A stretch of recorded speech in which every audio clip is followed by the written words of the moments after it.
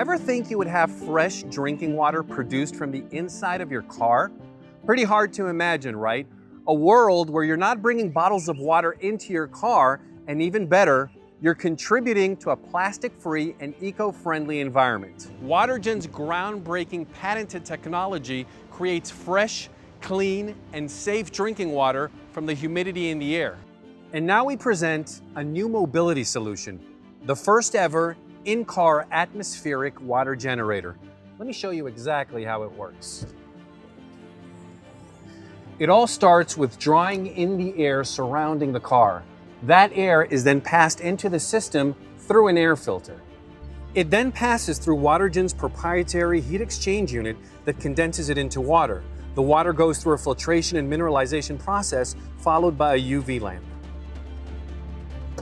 The heat exchanger's location is flexible and can be installed according to the car manufacturer's needs.